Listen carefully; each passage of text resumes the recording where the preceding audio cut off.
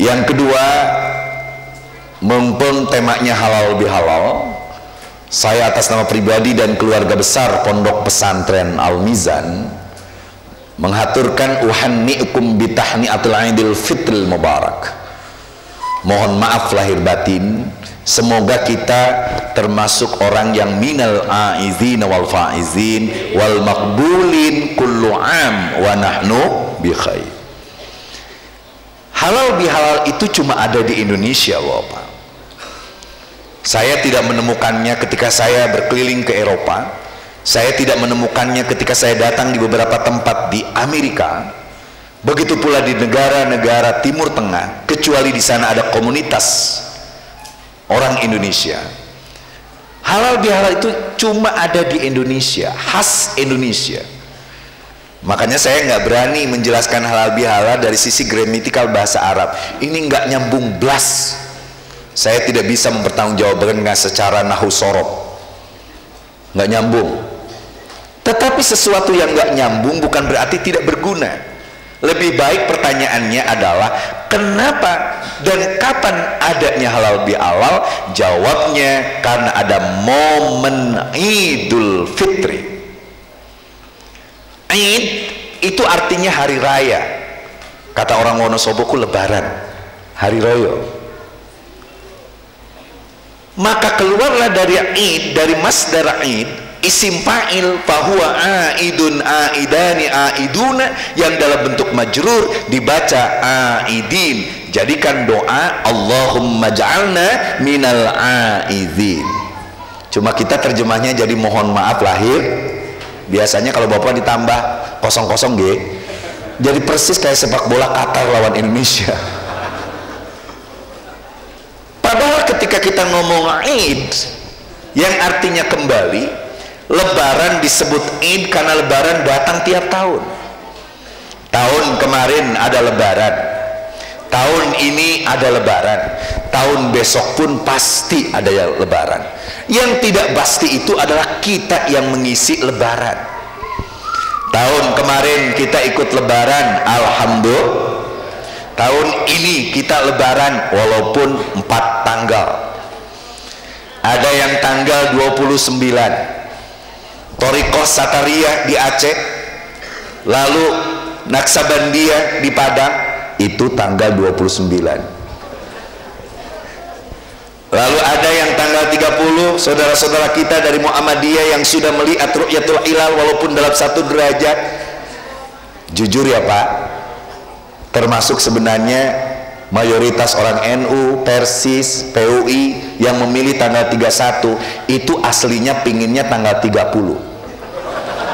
Buktinya ketika pemerintah mengumumkan tanggal 31, SMS berterbangan, aduh Kiai Maman ini bagaimana opor karo ketupat basi kabeh.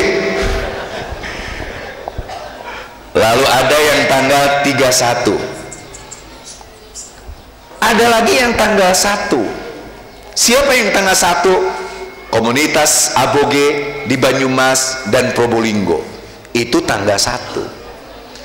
Tapi kita, negeri ini tidak pernah pecah, tidak pernah hancur karena 2 hal. 1, negeri ini tidak akan pernah hancur karena bencana.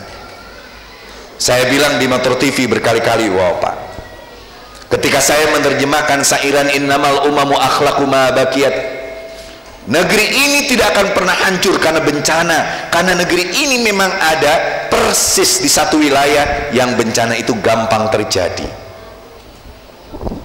Di Dieng, Gunung Selamat dan beberapa tempat batuk-batuk, tsunami dan lain sebagainya. Tapi negeri ini tidak akan pernah hancur karena bencana. Yang kedua, negeri ini tidak akan pernah hancur karena berbeda, karena negeri ini didirikan oleh perbedaan. Dari dulu kita itu terawih segini-gininya Pak, yang 8 banyak, yang 20 lebih banyak, tapi kebanyakan mah yang gak terawih. Nggih mboten? Lalu apa yang menghancurkan negeri ini? Jawabnya 1, kebejadan moral. Ketika orang sudah mulai korupsi, ketika orang orang sudah tidak mau mendedikasikan diri untuk pendidikan, ketika orang sudah tidak mau mengurus anak-anak muda, tidak mau untuk mendidik anak-anak kecil, pada Rasul mengatakan, fa inna ta'limas shighar tudfi'u ghadabal jabbar. Mendidik anak-anak kecil itu akan memadamkan amarah Allah terhadap orang-orang yang melakukan maksiat.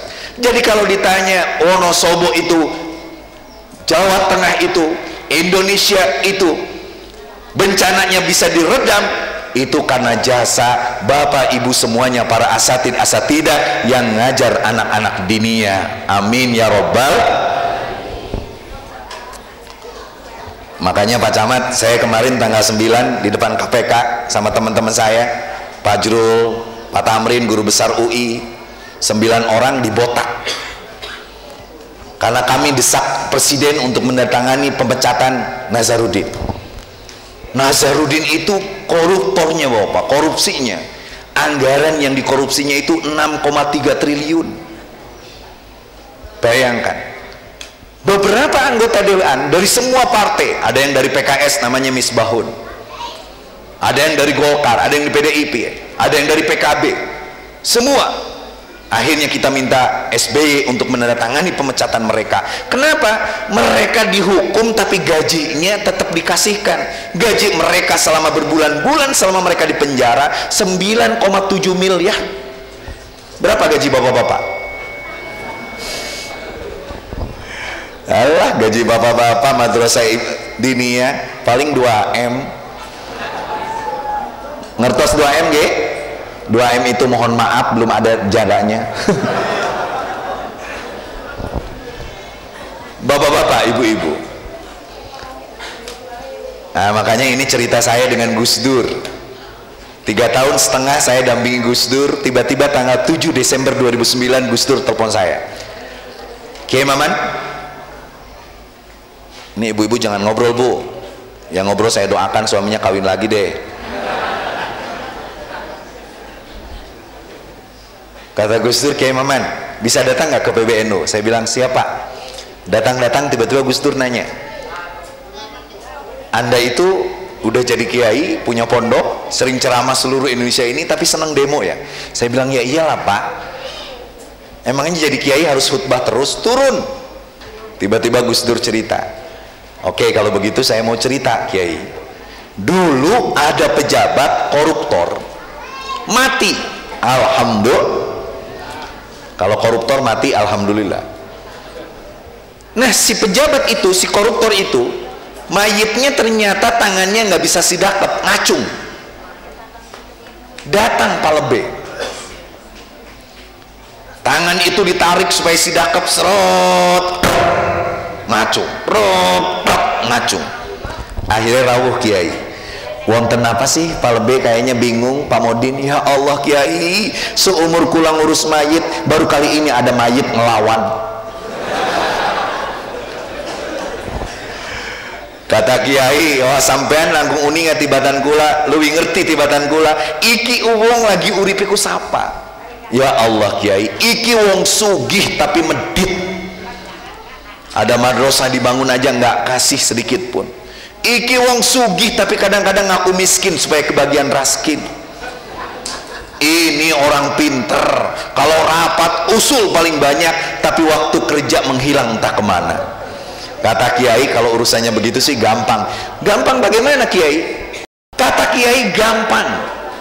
Gampang pripun Kiai? Masa kula ngadusi mayit ikin acung pas dikuburakan ikin nonghol? Kata Kiai gampang. Ternyata Kiai pak nggak pakai doa, nggak pakai jal-jalut, nggak pakai apa. Dia pegang tangan mayit, dia keluarin uang 10.000 hasil tahlilan tadi, ditempelin di tangan mayit. Tiba-tiba krep nutup dewek bang. Komentar Gus Dur, wis mati bedoyan duit apa maning lagi. Terima kasih atas segala perhatian, mohon maaf atas segala kekurangan dan kehilafan. Alafu minkum wallahul muwafiq ila aqwamit thoriq wal hadi ila sawa'is sabil. Wassalamualaikum warahmatullahi wabarakatuh.